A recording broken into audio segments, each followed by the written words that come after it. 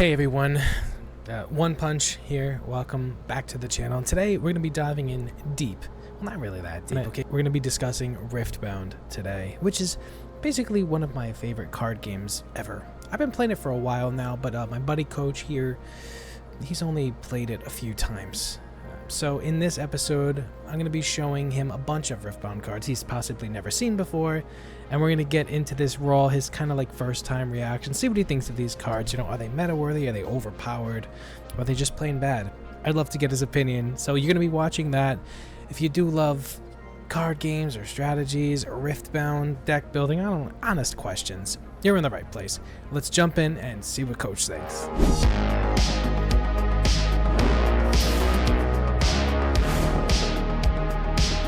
So one of the great things about Coach is he's willing to always, he plays anything with me. Anything that I ask him to play, basically. Coach, he's down for a good time. Whether or not he gets into the game is a different story. But Riftbound is something that we both tried together. I stuck with it. I kind of like it. It's not really fitting Coach's style as of right now. But what he knows how to play the game at least. And so since all the cards have been released, Coach, you haven't seen all the cards yet, technically, right? No, technically I haven't seen all the cards yet. What I like to do is kind of show you some of the big players that have like really kind of pushed the meta in one direction and get your opinion on them just by what the text says. Just to tell me what you think of the card. And we'll start with Falling Star. Falling Star, do this twice. Deal 3 damage to a unit. You can choose different units. So this is a 2 cost 6 damage, which is really strong because of the mid game cards, and especially the decks that want to sit on a point and not be interacted with. For 2 energy, just remove a guy is pretty strong in their key units. Doesn't say battlefield. It doesn't say battlefield, but there is a 2 power cost too, so you are recycling 2 runes. I just figured I'd mention that. But if you're in the mid game, you probably already have your tokens out that say, you know, just tap this, don't have to recycle cards. And in the late game, you won't care. In the early game, you're probably not going to try to play this just because you really want to keep your resources around. So that's what I think of this card. I think it's a solid card. I don't think it's amazing unless the game becomes like... You can play a red control deck that's going to control the game and pop things, or there's a really aggressive early game rush deck like Victor or something where you just are that desperate. I think that's pretty good. It's a pretty good take on it. So this card is actually amazing, and it's seeing a lot of play right now. The main thing that you notice too is that 2 power cost, which is a lot. It's very expensive, and like you said, you want to conserve your resources. But Kaisa is, especially with this card, Kaisa's ability is just react, gain a power. So in Kaisa, this costs 2 and 1 power because you can use her ability to kind of negate one of those. And she's seeing a lot of play because it's basically, you're right, 2 energy, 1 power, and then it deals 3 damage to a unit. That is, it doesn't have to be at a battlefield. And one thing in this game is like hitting things in base is a very strong ability, especially because, you know, there's only so many cards that do it, and if it is gonna hit something in base, usually there's a big price to pay, and especially in Kaisa, this card is just kind of amazing. Yeah, in Kaisa, Darius came to my mind, but he doesn't give a, he just gives an energy. But yeah, definitely would be real good in Kaisa. Yeah, and that's what people are using it very much the most in, I think. But it is seeing a lot of play regardless. Even if it's out of Kaisa, it's just a very strong card. All right, the next one, speaking of, is the Kaisa unit that wasn't revealed as of the time we were playing, but this is the most recent Kaisa unit. It is the red version. There was a blue version already. Now we have the Fury version of it. And so it's Accelerate and very simple ability. When I conquer, draw 1. What do you think? So having a person come in with haste is already really good. Having her get a card in this game, card advantage is powerful, especially when you're playing like a spell slinging deck. Because I do find when you don't have the right cards in this game, you can just sit there and be like, I lose. Especially in those like later game scenarios. And yeah, I mean, I like this card a lot. A 4 cost beat stick. that comes in hasted, immediately reacting, and obviously you have a recycle card, but by turn 4 you'll probably have your token out to not pay for it. And then obviously on turn 5 you can do the accelerate. I like it. It's a good card. I don't see anything wrong with it. Yeah. So I think I should add to people who are saying or listening to Coach say the token, so you don't have to pay for it. He's referring to seals, and I should mention to you, Coach, seals aren't necessarily played as much as we thought they would be in every deck, 3 ofs or whatever. In Kaisa, you don't really see a lot of seals because she pretty much does that already, just from her ability. And not every deck that you would think, would just run seals, period. You'd be surprised about how much that might slow you down or set you back. And there's just better cards you could be putting in your deck rather than a seal. Nothing hurts more than needing a card and then just drawing a seal off the top of your deck when you're really looking to top deck something, or, you're getting desperate and you draw a seal. It just kind of hurts. So people are learning that they're not that necessary, especially in a deck like Kaisa. But you're pretty much on the money for 4, and if you want to just drop her, you don't have to accelerate her, and she doesn't cost any power. So she's a 4 for 4, and that's pretty much standard, for whatever the cost is. You pretty much, should be at least equal to their cost, and you don't have to pay any power. But yeah, the fact that she can accelerate, immediately come out and do something, especially to an open battlefield, and then when she conquers, she draws a card, is very powerful. And so a lot of people, pretty much everyone who runs Kaisa is running her as their champion unit, so that they don't have to. The other Kaisa was okay, but that was the one that said when you conquer, you can play a spell from the trash. Yeah. Your 6 one. Right. But like this thing also says when I conquer. So this is, I wonder if they're running the is it called landmark? That is when it's the ganking one. You can gank other lanes. So she goes in, draws you a card. And then next turn you pop their other side, then you just move her over and she conquers that area, draws another card, and then they might kill her, they might not because you have spells. Yeah. Well, essentially, yeah, they're playing this one over that. I don't even think Blue Kaisa sees any play. Excuse me, as of right now, just because yes, it has ganking, but the writing's kind of on the wall. You're something you can give her ganking. This card with the base, with the with the ganking. Yeah, for sure. She's not as strong as Blue Kaisa.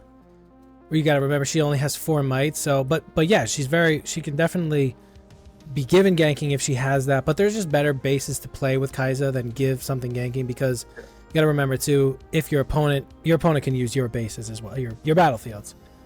Yes. But yeah, this is definitely taken over Blue Kaisa. Because the other one cost 6. It was a 6 might, but it costed 1 power as well. And this one just sees a lot more play. So, moving on, I think you did... Oh, sorry, go ahead. Yeah, this is a champion that I actually wanted to play when the full thing came out. I was going to play Kaisa a lot, and then Leona / Garen were the other ones. And in League of Legends, I coach League of Legends, by the way. If you guys listening to this, I coach all the way to Challenger. And Lucian and Graves are like my favorite, so whenever Lucian or Graves come out, I'll be definitely playing those, just like my Wing Gundam. All right. But yeah, the Kaisa deck you might actually enjoy right now. Blitzcrank is a 5 cost unit with 1 power, cost 1 power. It's a 5 might. Blitzcrank impassive. It is tank, so obviously it must be dealt combat damage first. When you play me to a battlefield, you may move an enemy unit here, and then when I hold, return me to my owner's hand. Thoughts? I was there when this card got previewed. I think I only played like 1 game with it in my deck, like on the first day when it was previewed. Just like copying a deck online. This card costs a lot of energy, and I feel like this card basically is going to be outplayed by a lot of the big cards in the game that people like the ramp, like Wally Bear decks being like, okay, well, I don't want to grab anybody because I'll die. Or 2, maybe this is the only way to grab someone out and take a 2 for 1. And that's pretty much all I have about this. I mean, in a green deck, that's the same one that has like all the traps taking place. Maybe you can mess around with it. Maybe it's powerful for like Ari, where you just hold that one place, he holds it, you pull people over, Right, you keep pulling people over to knock them out, and you basically keep scoring with Ari because they can't take you out because you have Ari and this guy and probably a trap sitting there or something along those lines. Yeah, I mean that's a pretty good take on him, honestly. And so yes, he is getting seen definitely in Ari decks. He's being played a lot actually, and it's because you are using him more so as pseudo removal. He's going to be a 5-cost, 1 power removal. So you remember there is a very busted green card. I'm sure you remember Charm, which just moves anything to wherever you want. He just moves something.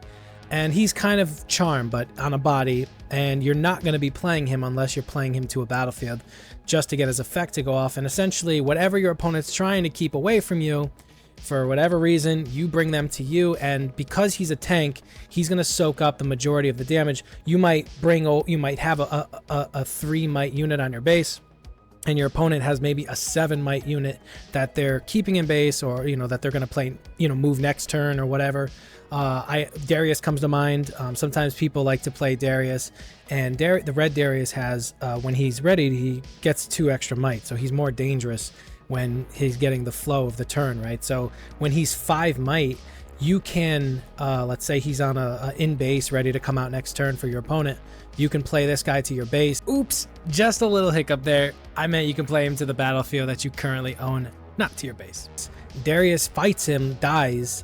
This guy dies, but whoever you had stays there and they are alive for another turn, and this guy kind of becomes pseudo removal. And then, of course, any weaker unit than 5 might just dies altogether. When you hold with him, you actually return him to your hand, so you get that point, and then you get him back, so you can use that ability again and again and again. Over and over, yeah. Yeah, so it's a very strong card, and seeing a lot of play right now. I figured you'd be interested. Yes. Yep. Yeah. Yeah, he's on the money. Yeah, no. You're pretty on par so far. Zanya's Hourglass is a gear that came out. It's been you might have played with it. I don't know. 2 costs. You is this familiar to you? Yeah, I saw this card. I played with 1 game with it and never got to use it, I think. But yeah, I did play with it. Yep. So next time a friendly unit would die, you kill this instead, and then recall that unit exhausted. What did you think about this card? So I already thought this card. This by the way, if you guys play League of Legends, this item is busted in League of Legends because someone bursting you and you just click this and you basically take no damage, and then you just kind of keep surviving or use it to reset your cooldowns. Same thing here. I mean, I like this card. I think this card's gonna be very powerful. I think this might be one of the more expensive cards.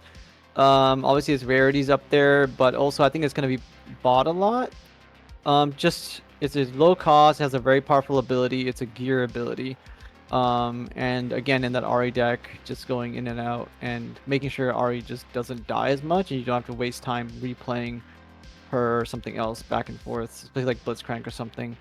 I like this card a lot, so love it. Yep, it's pretty much good, great. Just pretty much puts your opponent in a position where they don't want to kill your good thing because it doesn't die. And it's kind of have that it kind of has that pseudo set type of mentality where instead of dying, I just recall it and it loses its buff. So you have to play around this. And the thing is, the next thing that your opponent has, or the next thing that dies, activates this. So sometimes you want to kill the weaker thing, return it to your opponent's base, and then go after the one that you want to kill to kind of get around this. Or you could just return it to your opponent's hand. There's ways to play around this card because if you're not killing that unit, then Zanya's Hourglass doesn't go off. But it can also be played as a hidden.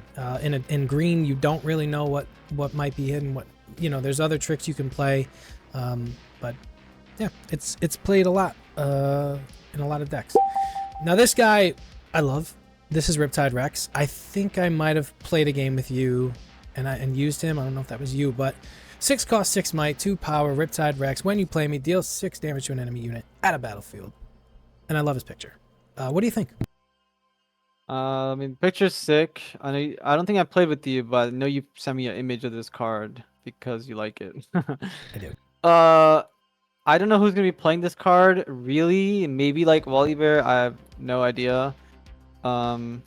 But I I don't know how to feel about this card. I think this card is very vanilla. It does do 6 damage, but the thing is, like, it's a 6 card that also eats up 2 of your resources. And then it does 6 damage to a unit on the battlefield. Again, it's only battlefield, not everywhere. And I think at this point in the game, they'll probably expect to lose their units or take like 6 damage. And so I don't really like this card. It is a common, so it's not like it's like legendary or anything. I don't really like this card a lot, but I can see if like maybe this could be like a tech piece in some deckers around like that area.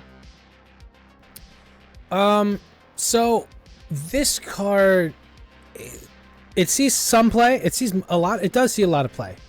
I have noticed that some people have been taking it out of their deck since it's been revealed, but it's so like card games, right? Anytime you can gain an advantage over your opponent, it's always a good thing. You're putting a body out, and for a lot of the best cards in the game, a lot of that breaking point is 6 might. So to get rid of something that your opponent has in play that you need to get rid of, and to just have this come out, you put a body in the field and you get rid of your opponent. So let's say you get rid of something that costs, that has 6 might. That's a 12 might swing for 6 energy, even if it's 2 power. That's a 12 might swing. I mean, because you are putting 6 on, taking 6 off from your opponent, and that's very, very powerful. So is it best in, is it great in every deck? Oh, I also noticed you said maybe Volibear. Volibear doesn't play blue, but I mean, this would be an amazing, so broken if this was in Volibear. But yeah, this card does see a lot of play, and it has its moments where, I mean, just the fact that people have to play around Riptide Rex if you're playing against blue, because there's a possibility that this again is pseudo removal. There's a lot of cards that, like Lux, who is a blue legendary who has a lot of spells that kill stuff. Same thing with Kaisa, a lot of kill spells in blue, and just the fact that now there's also units that are kind of pseudo kill spells as well. So I don't know.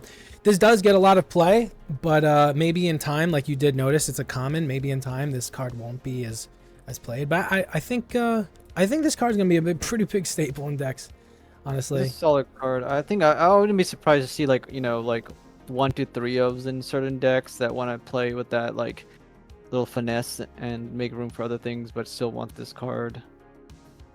But yeah, other cards being the breakpoint being, if the breakpoint is 6, then yeah, this card is really good. But from my like limited experience, I've seen like, once you go big, and then it's like, okay. Yeah. Well, there's a Victor deck that just won first place last Saturday. There was a tournament, and he didn't play this in the main deck. He actually played it in the side deck. He played 2 of these. So I'm not sure if he really pulled them out that often, but the fact that somebody who's very skilled, obviously, to win a tournament like that, was playing this card, at least in the background, just in case, tells you that the card is something to be contended with.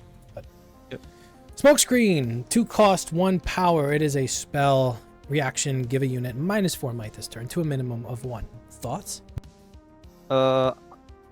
Traps are like the peak of card games, pretty much, coming from Yu-Gi-Oh! And other things like counter spells.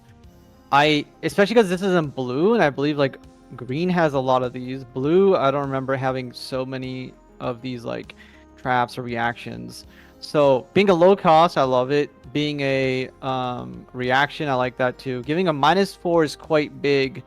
So I love this card. And I remember, so Caitlin's on the picture. I don't know if Caitlin was blue, but I remember like was it Kate Ari or something along those lines, where Caitlin would just keep popping units across the board. And so if you even try to do anything to create Caitlin, or her guardian was someone with a tank keyword. I don't know if it's Blitzcrank or somebody else set or something, but yeah, I like this card a lot.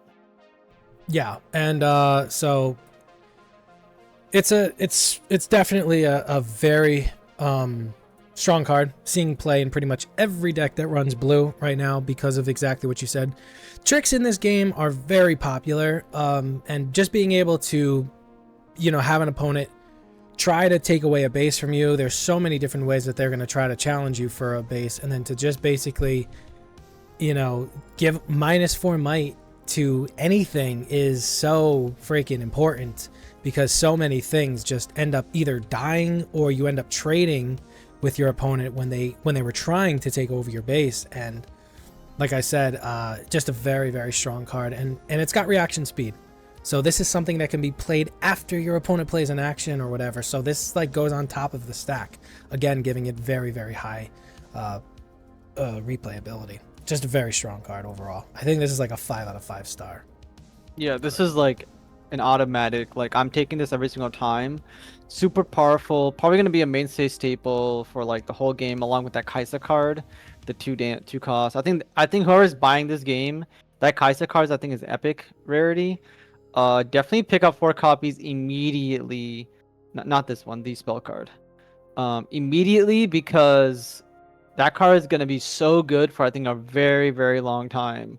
This card just is insane, and I love it. And the Caitlyn card is probably gonna be really good, for quite a long time as well, especially because of the color it's in.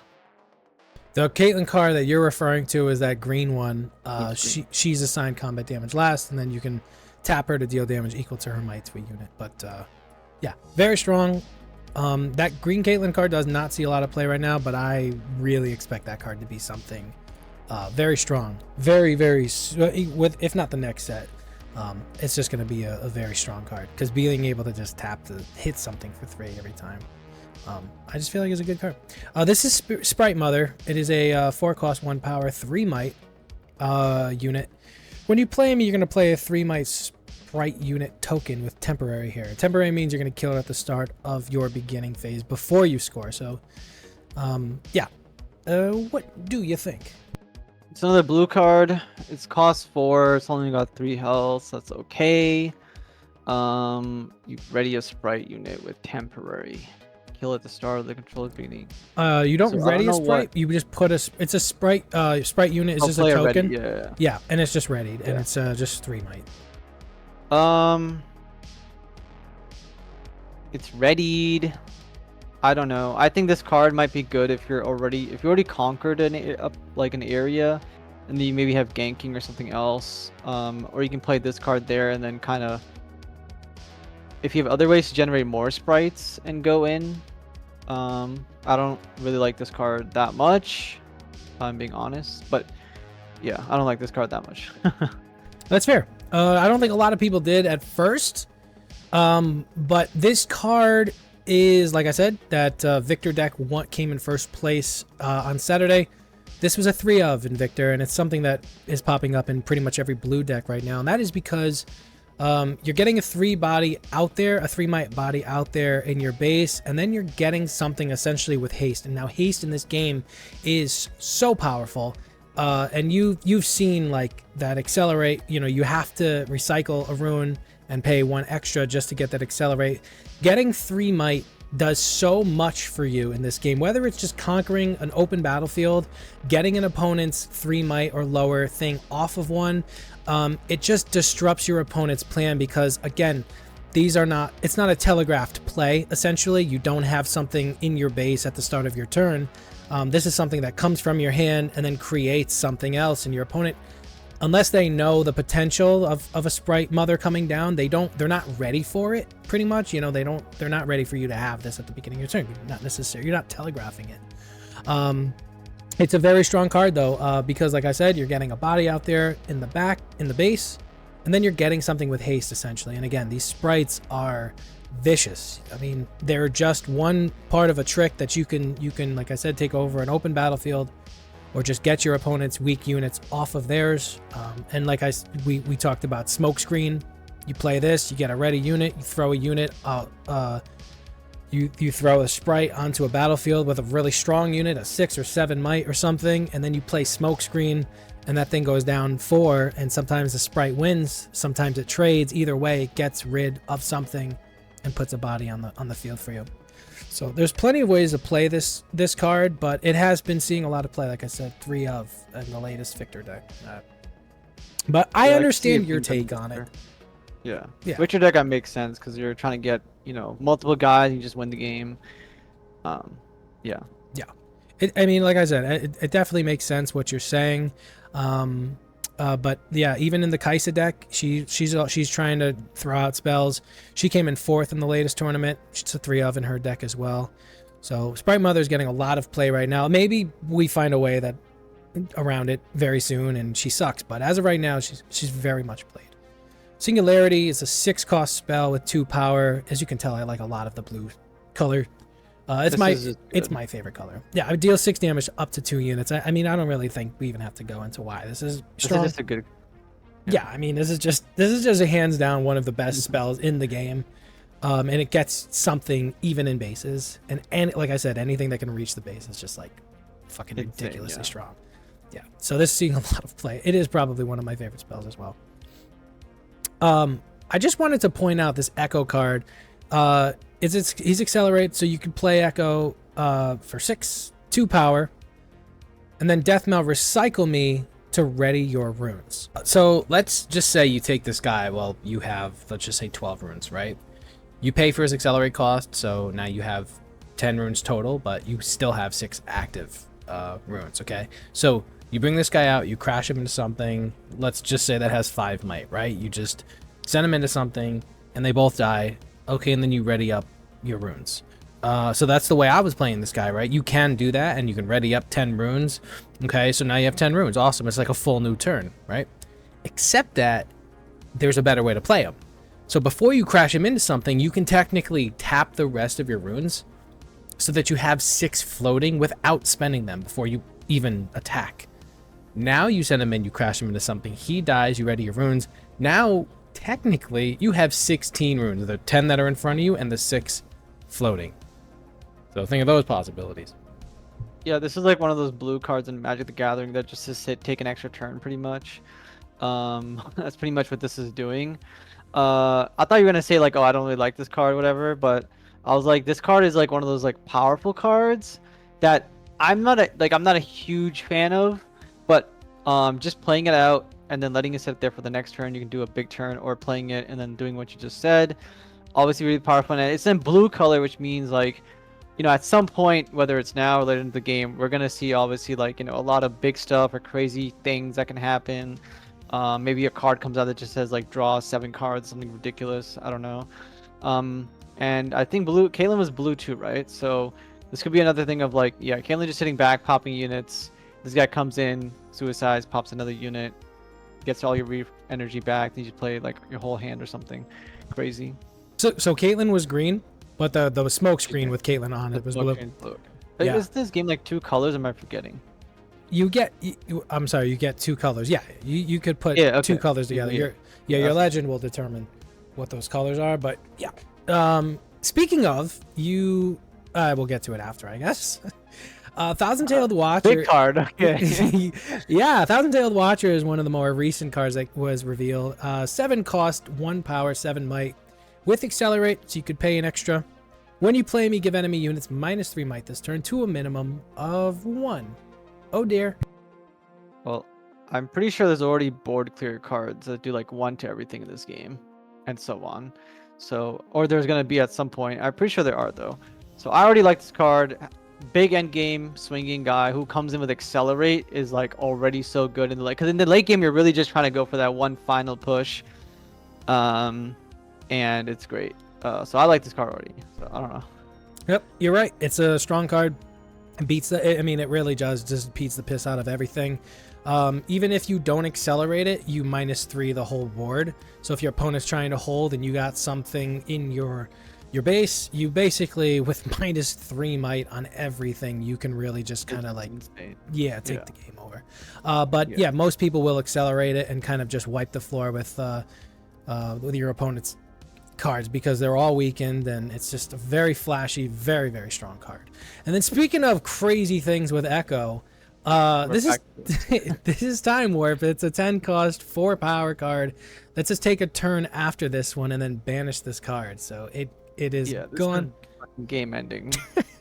I mean, you just win the game, right? You just like hold the location, and you can just be like, I'm gonna take an extra turn and just win the game, right? Is that how it works? Yeah, pretty much. You're gonna want to go ahead and play this card after you're holding locations, and then you play this and you hold those locations again, or after you conquer locations, and then you play this to hold those locations. Listen, yeah. If when I play this game, which I will at some point for sure, I might even be buying cases of this game. Just saying, everyone out there. this is a deck I would, besides playing Kaisa, because I think she's a lot of fun, and Garen is like my, standard Ryu Ken style. I'll be drifting towards this right here, being like, I don't care what you do. I'm gonna win the game at some point, no matter what happens. If you don't beat me first, so I love this. And there's actually, yeah, I played multiplayer with three other people. There was 4 of us, and one of the guys took over 3 battlefields, played this, so he conquered 3, played this, held 3, and he gained. There was a 6-point swing. He won the game, being in last place. He was. This card had just kind of come out. No one accounted for it, and he beat us. It was actually kind of fun. I mean, I wasn't mad at him. Yeah.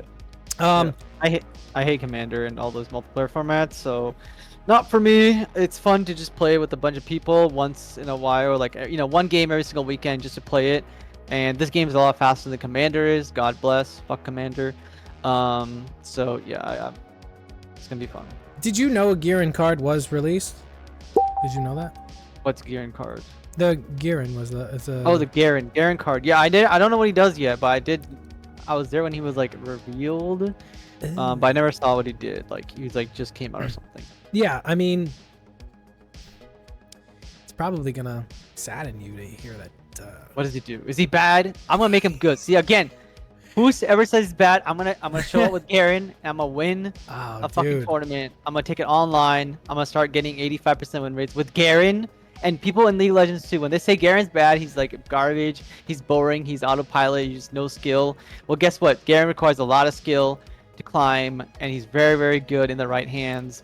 And you're all just bad because you're losing to a character like Garen, who is face-up value, has nothing special, 4/4 vanilla, and yeah, y'all can take it up with skill diff. Okay, skill diff. Wow, dude.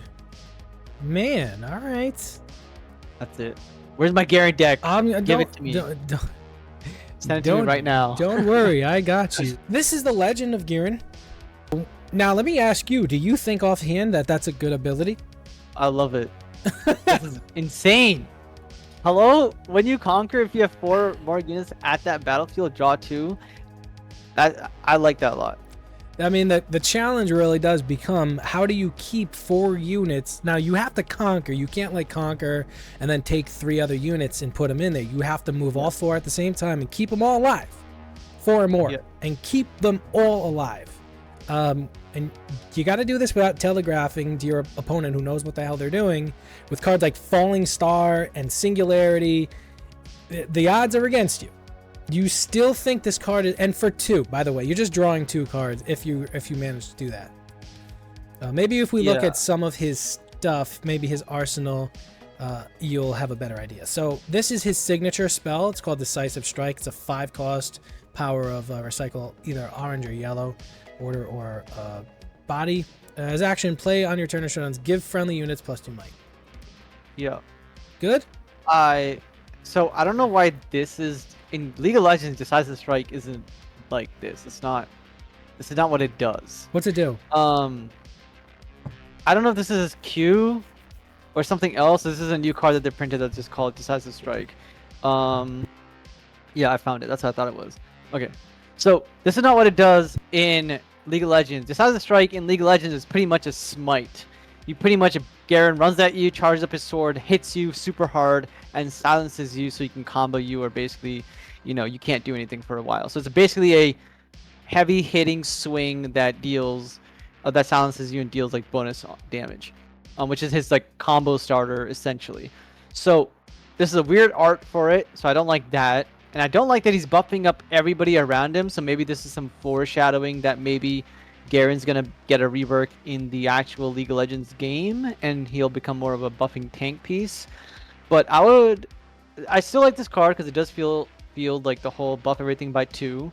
I wonder if they're ever gonna print a card that says your units cannot be damaged this turn by combat, or units can only be damaged till they have 1 life left by combat. Something along those lines, because that would make this a lot better.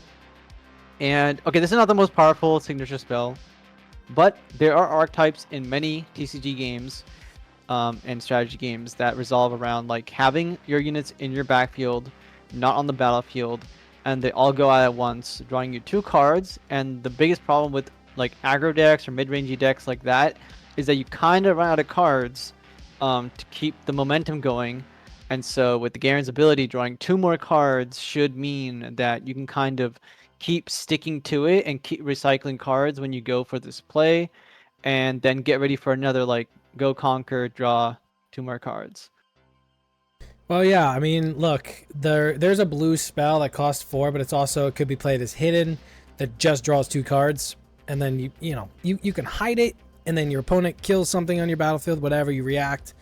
I'm gonna go ahead and just draw 2 cards before my guy dies, or you can just play it on your turn if it's the next turn after you hit it to say I'm gonna just start my turn off, flip this over, just draw 2. Yeah. So yeah, this card gives it gives everything +2, including your Garen, but I mean 5 is expensive. There's so many other things you could be doing for 5, and then for 6 plus 2 more power, you have Grand Stratagem, which gives all your units +5 for the turn.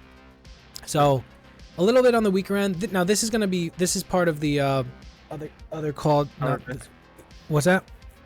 Star deck or What's it called? Battle Proving Grounds. This is the Proving Grounds set. So there's Annie, there's Garen, and there's who is it? There's Master Yi, and then Lux. And those 4 are part of the Proving Grounds set. So even the designer said like this set wasn't meant to be like groundbreaking or anything. It's just supposed to get people into the game. So that's probably why his power level is a little on the lower side. But speaking of the champion units that we have for Garen now, his orange is his body unit, 6 plus a 6 energy plus a recycle 1 body rune for 5 might. He's assault 2 and shield 2. So he's always a 7 whether he's attacking or defending. He's solid. Yeah. I mean, I still like this, and this might be a really like more powerful deck maybe in multiplayer. Like maybe he can start winning, or at least stay in the game by drawing 2 cards and like kind of biding his time. But again, this is like a mid-range to a slightly higher end mid-range curve that you kind of end up dropping off at around like 6 or 7, maybe like 8, even like a mid to late game deck that can win. And this can probably be built upon because usually other card games, like maybe this isn't as strong right now, like you said. And in the future, there might be a card like in Magic the Gathering when they started printing cards or a set came out that had like protection from white or green or black or whatever. The white deck would just be like, I have protection from X thing and you cannot touch me, and I will stand my ground and keep beating you until I win the game. And when that happens, these style of decks become very, very powerful. Or you start printing more cards that say, or maybe an item card that just says, hey, when your opponent plays a spell targeting you, you just negate it completely like once per turn. Or you bounce it and then pay like extra resources, which slows them down, etc. Maybe. As of right now, his cards are a little lackluster. So let's see what we think about his and what a lot of people have basically said about this. I'll get to that in a second. 6 cost, 1 power, 5 might, other friendly units, +1 might here. That is his yellow champion card. And I'm just gonna get out and say it. It's very lackluster. His whole kit, because essentially the Darius, which is exactly the same cost, exactly the same power, exactly the same might, and exactly the same ability. The only difference is that he can come in ready, because it's a Legion ability of the Darius. So if it's the second card play that turn, he comes in ready. So people have just been saying that this Garen is just a weaker Darius, essentially. Yeah, I wonder if they're gonna print a card that just says, because this is like a white deck basically in Magic or other games where you just kind of like, even in the League of Legends card game, like they might print a card that says like you play me and you can play the next like X card with, you know, Legion or whatever this guy is, Demacian card, for basically like free, right? It could be like you play one guy who's like a 5 cost, you play another card that could be like a 5 or less or a 6 or less cost for free, or maybe like a lot cheaper. And if any of those cards come out where you can start playing like 2 6 cost cards and start building up a board, could be a lot stronger. I'm sure they're gonna print some of those for sure. Like look at the top 3, look at the top 5, or flip the top card if it's a elite card, play the elite card for free or something like that. Right, like so subtypes have not been getting any There's no cards that reference these yet, but obviously they're there for a reason. And so we did talk about it in the last podcast, like how are they going to keep this game going without making it more complicated? And subtyping is really a great way to do that, because you can keep printing cards and use subtypes now to kind of reference other cards.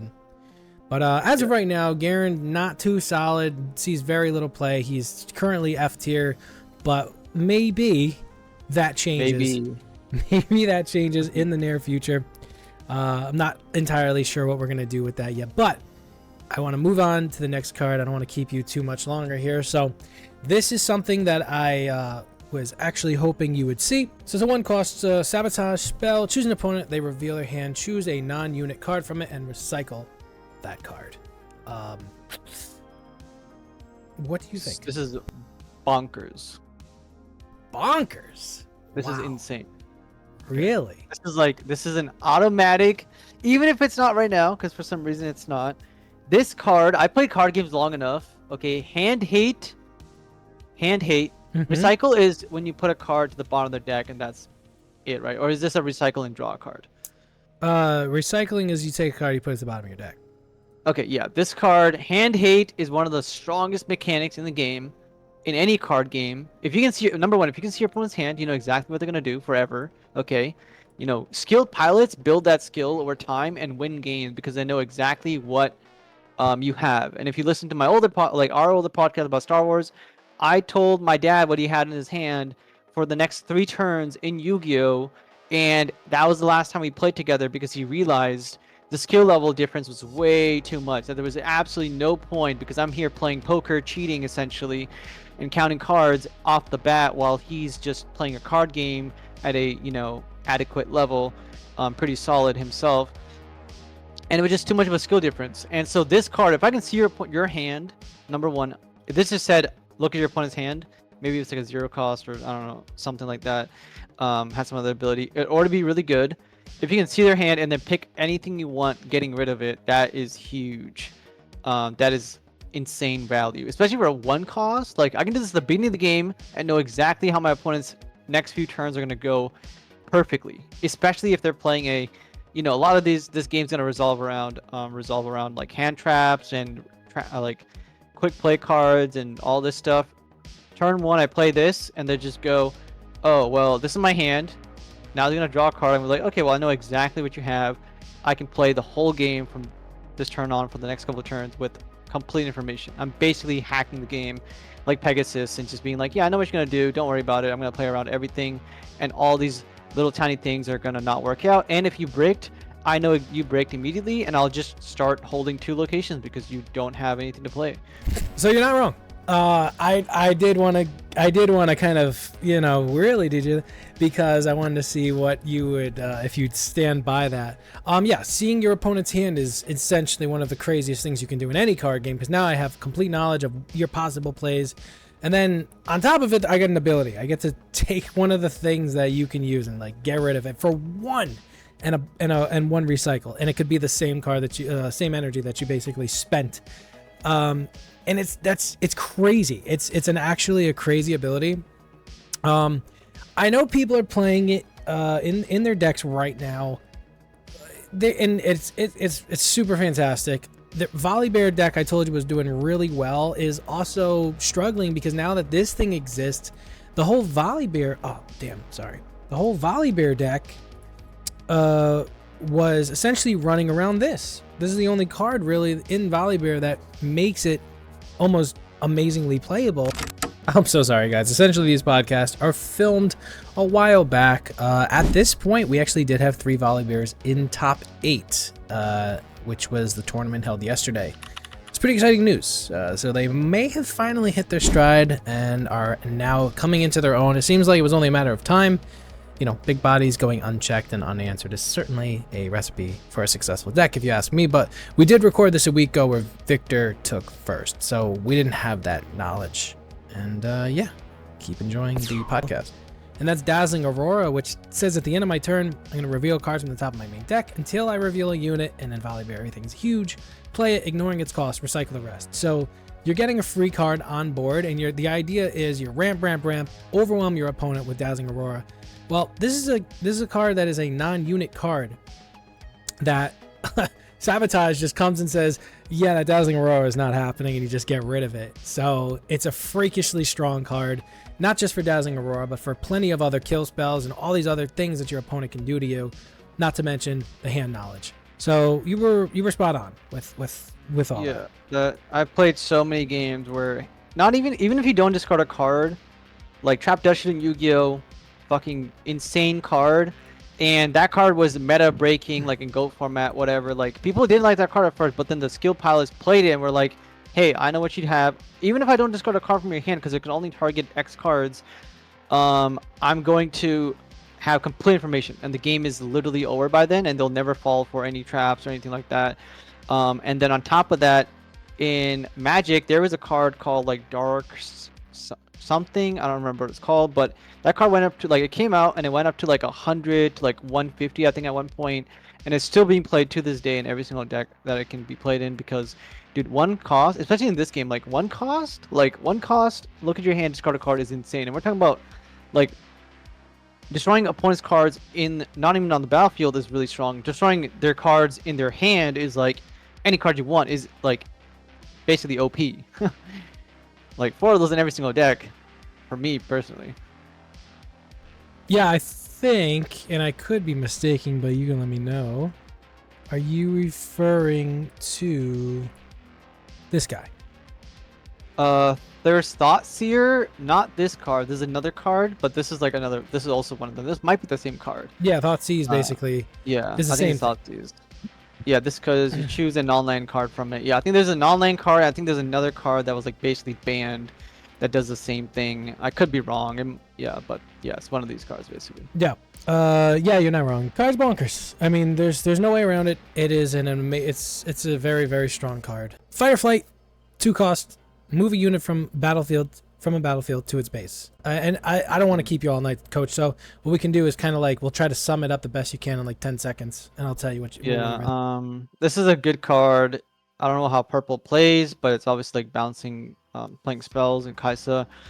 This is a good card because a lot of the problem in this game is you just can't you cannot take a battlefield, and so just getting rid of something is like bouncing a card to their hand almost, and then you can actually try to stall them from scoring points.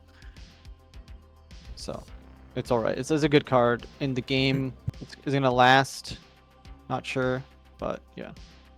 Yep. Yeah, and the fact that it can be hidden too, and when your opponent tries to push your battlefield, you can reveal it and say, like, your unit's going back to your base, sir. I'm going to keep this battlefield for another turn if that's okay. And so I originally saw this card and I was like, oh, I can save my unit. I can bring him back to base. But then, no, there's like the better play, which is like, no, just take his unit and move that back to base. And the fact that it's, you know, it's very versatile. So maybe depending on yeah. Could be good for that Kaisa. Just bring your own Kaisa back to your base and then put it on the other one and again conquer it and draw a card. I like the way you think, except Kaisa is red and blue. Though either way. though if you combine red and blue, it does make purple, so you're not completely off. Speaking of, we have Mind Splitter, which is a unit, 7 cost, 2 power, 7 might. When you play me, choose an opponent, they reveal their hand. Choose a card from it, they discard that card. This one I'm less sold on. Oh no, this is a creature. Oh, never mind. Yeah, it's a unit. Yeah, okay, so this is a unit card that does the same thing. This is less broken because it's a creature and it costs 7. But this is, again, still, when you play this, you could have just won the game because they might, again, the Volibear card, the blue decks, they might not be able to deal with the 7-drop if you remove the card that they were going to use to deal with in the first place. Which means when you're playing in any card game, your opponent's going to be like, desperately thinking about, hey, I really need to have 2 of the card that I want in my hand because they're going to discard one of them automatically. So, yeah. Yeah, I mean, this card's seeing a lot of play. I know in at least Teemo decks I've been playing, which runs purple-blue. Yeah, this even more broken than the Sabotage because this is anything. A unit, maybe a unit is in their hand that you don't want. You can discard a unit as well as not just a non-unit card. Very strong, very strong. 7, a little costly. 7, I mean, it is one of your last badass cards, but you are going to spend some resources, but very, very strong card. This is Nocturne. He's a 4 cost, 1 power, 4 might, and then he's got ganking. When you look at cards from the top of your deck, and and you don't draw them, and you happen to see him, you may play him for a power. Yeah, I'm pretty sure this is like the Teemo combo, and I'm sure there's gonna be other cards that they print a lot more of the cards like this, and I think this is a good card. And it is for Teemo, For the deck essentially. archetype, yeah. Yeah, because there's a purple card that lets you just like look at the top 3 of your deck. You can draw 1, you recycle the other 2. There's a battlefield that every time you conquer it, you look at the top 2, you can recycle 1. And then there's Teemo cards, which lets you look at the top 5 of your deck. And the idea is you're just looking for this guy to play him for free. So this is great. Yeah, he's great in Teemo, and sometimes you can set him up and really get a benefit out of it. Yeah, so This card's amazing. you read it already? Yeah, this card's Okay. game breaking, super strong, and yeah, it's gonna be. You're gonna see like at least 3 to 4 of these in the decks that are purple, pretty much. And I love it. I love Shadow Isles. If you guys were playing the League of Legends card game that was online, there was like a card in there that was like the soldier general guy. I'm forgetting his name, but that card was so cool, man. So this guy's really cool too. Yeah, 8 cost, 5 might for this big ass dude is just like weird to see like only like 5 might on him. But the fact is that you get to play anything from your trash. So this thing can basically be played from your trash for free. You don't even have to pay the recycle cost. You can also play him into him into him into him. right, yeah. And it just kind of, yeah. So it's a very, very strong card. Soul Gorger, super fun. Salvage is a card that we're seeing some people play. It's getting a little bit of play, but because Volibear is not so popular right now, at least in the meta, but there are a lot of strong gears, and this basically says kill a gear, draw a card. You know, this is the same color as Garen, and this could be a really solid Garen card. Anytime you see a card that's like, okay, it's kind of fundamentally there. It's got the fundamentals of like, okay, this is a good card that it's gonna tap to draw a card, kill a gear, whatever, and that's good for like later on to make resources to make that gear not useless. And this is like basically a draw one.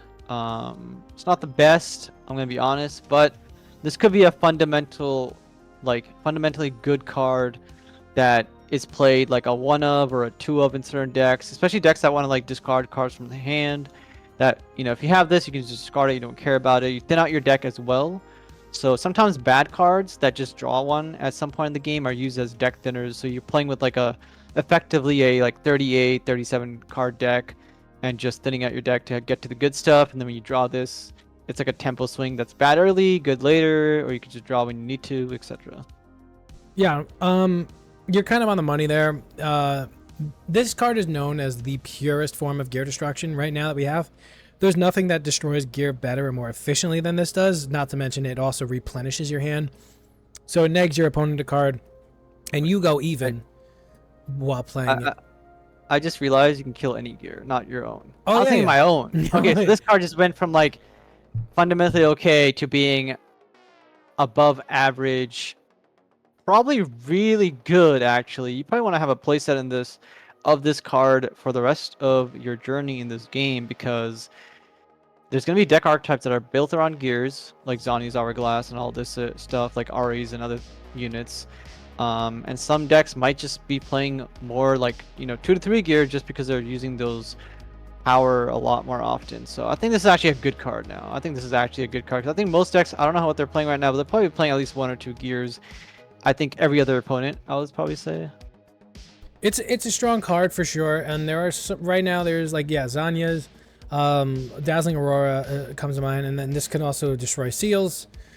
It is a good card. It's side decked mostly because your opponent might not be playing gears, and then if they're not, then you're kind of shit out of luck. And then playing 3 of this is a little weird too, because you hate if your opponent is playing gear, they might only make 1 or 2 for the whole game, and so it kind of feels bad to draw multiple of these. But it's definitely, like I said, the most pure form of gear destruction as of right now, and it is seeing some play, but it's yet to be decided. Obviously, if you're running yellow, and gear becomes like a very popular thing, and people are just running gear decks, this thing is going to be a staple. So very strong potential. We have Vengeance, which is a 4 cost 2 power kill This is a unit. good card. I mean, you're not wrong. It's a good vanilla card. It's not gonna see play always, but it is a solid card that you're always like, oh, is there a kill spell in, especially in this color, right? I mean, pretty much everything. Yellow Yeah. just kills shit. Yeah. Oh, it does it? Okay, so never mind. Yeah, But that still, this is a that 8-cost really dragon. solid card. Yeah, Hidden Blade, Call the Weak. You know, those are just like, it just effectively kills things. Now this is just, this cost 4 with 2 power, kills anything.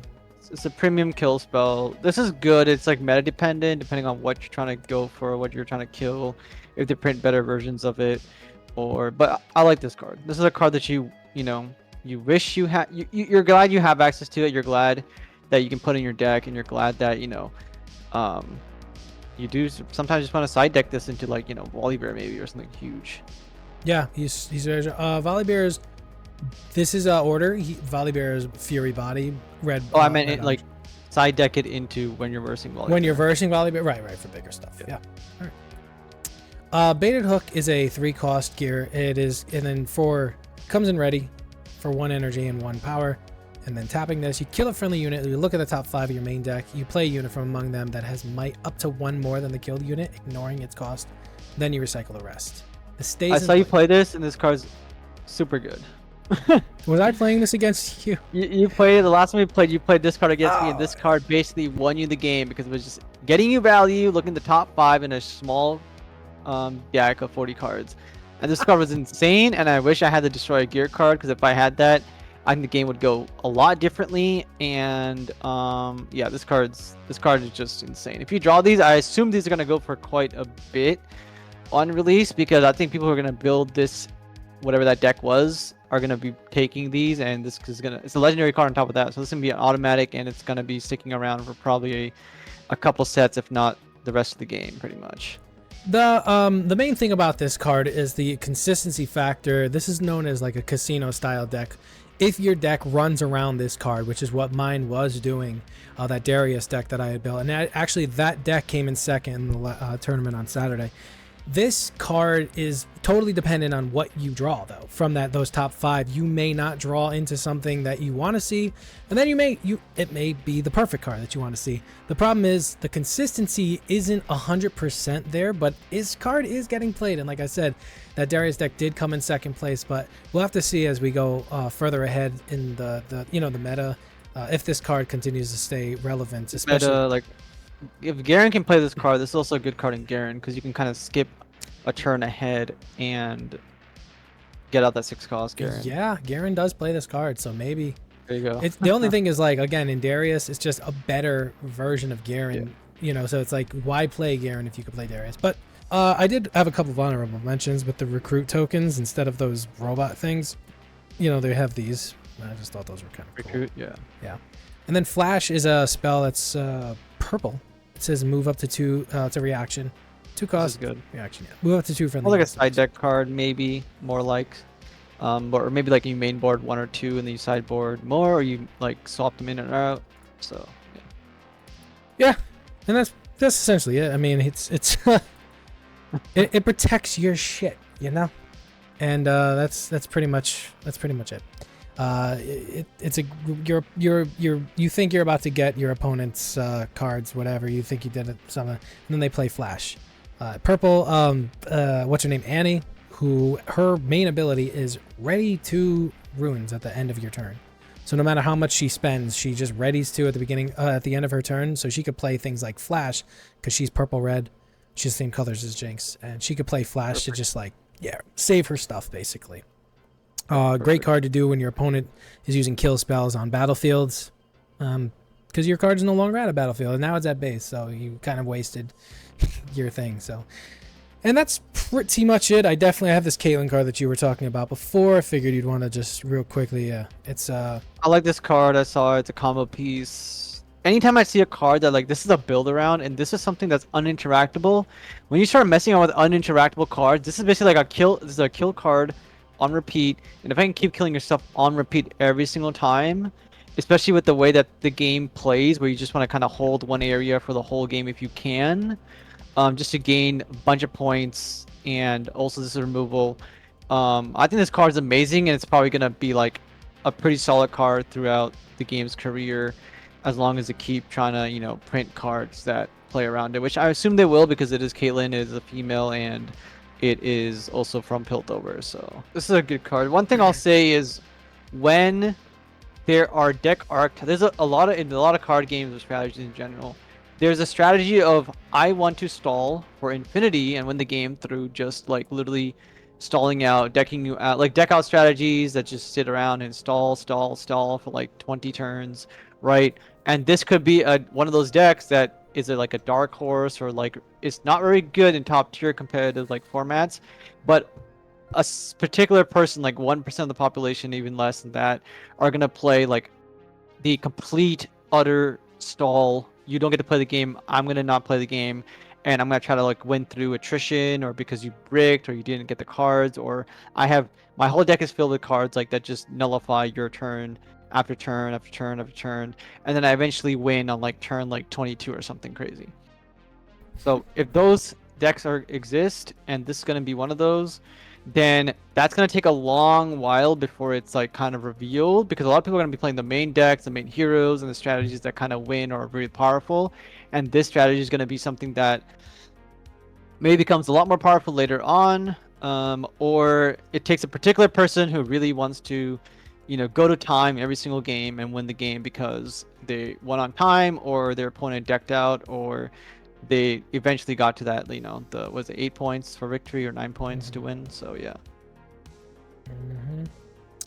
Yeah, that's pretty much sums it up there, man. That is all the those are all the cards I kind of wanted to show you. There's plenty more that I didn't get to, but those were some of the ones that excited me when they were revealed, and I figured, I kind of wanted to get your thoughts on them if you were. So Coach, thank you so much, buddy.